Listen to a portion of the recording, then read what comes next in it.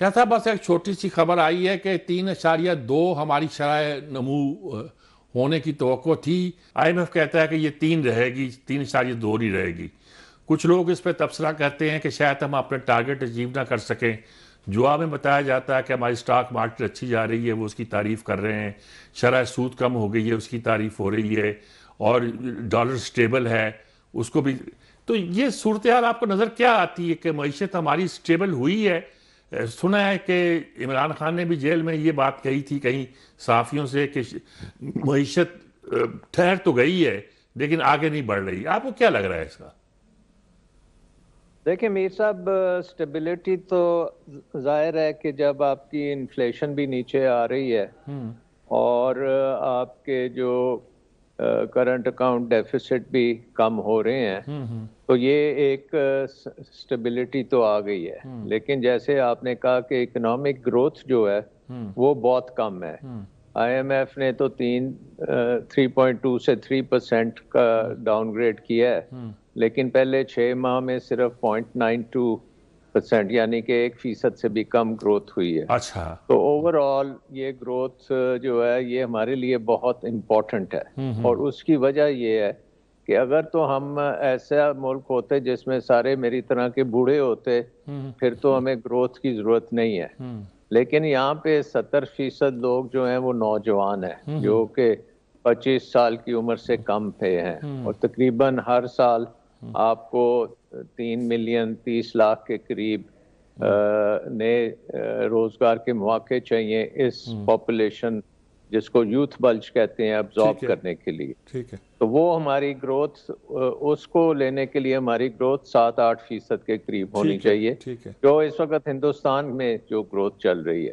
Unfortunately ہم نے اپنی اکانومی کو بڑی بری طرح لوٹا بھی ہے، برباد بھی کی ہے، غلط ڈیسیژنز بھی لیے ہیں. بجلی کا نظام غلط بنایا ہے، ٹیکس کا نظام غلط بنایا ہے، ایڈمنسٹریشن جو ہے بہت کورسو بنائی ہے.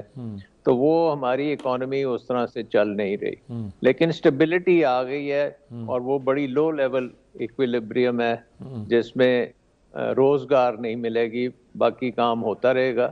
اشرافیہ کے لیے ٹھیک ہے، ان کو سٹیبلٹی اچھی ہے اور وہ اپنی عیاشی بھی کر رہے ہیں، سٹاک مارکیٹ بھی اوپر جا رہی ہے. لیکن انویسٹمنٹ کوئی نہیں کر رہا.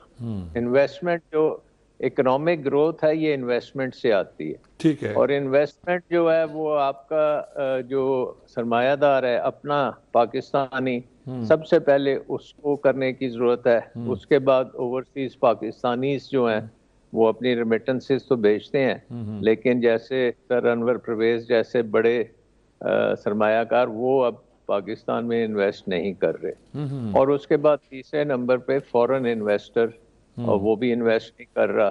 چین جو ہے وہ گورنمنٹ ٹو گورنمنٹ تھوڑی سی نیوکلیئر پاور وغیرہ میں کر رہا ہے لیکن وہ قرضوں کے اوپر ہے. سو آئی تھنک کہ جو انویسٹمنٹ گروتھ چاہیے پاکستان کو وہ نہیں ہے. اس وقت پاکستان کی ہسٹری میں سب سے لو جو ہے انویسٹمنٹ ٹو جی ڈی پی ریشیو ہم ایک کیلکولیٹ کرتے ہیں، پاکستان میں اس پہ زیادہ ذکر نہیں ہوتا، وہ تقریباً 12-13% پہ ہے. اور آپ سے جب باتیں ہوتی تھیں جب میں حکومت میں تھا تو اس وقت ہم اس کو 23% پہ لے چکے تھے اور آگے ہم نے اس کو 30% پہ لے کے جانا تھا. لیکن اس کے بعد 2008 کے بعد یہ 12-13% سے اوپر نہیں گئی. سو یہ ایک بہت بڑا فیلئر ہے پاکستان کی اکنامک مینجمنٹ کا، پاکستان کی گورننس کا، پاکستان کی بیوروکریسی کا، پاکستان کے پولیٹیشنز کا، پاکستان کے اداروں کا، بورڈ آف انویسٹمنٹ کا، اسٹیٹ بینک کا. یہ ساروں کے یہ ایک فیلئر ہے کہ انویسٹمنٹ اس ملک میں نہیں ہو رہی.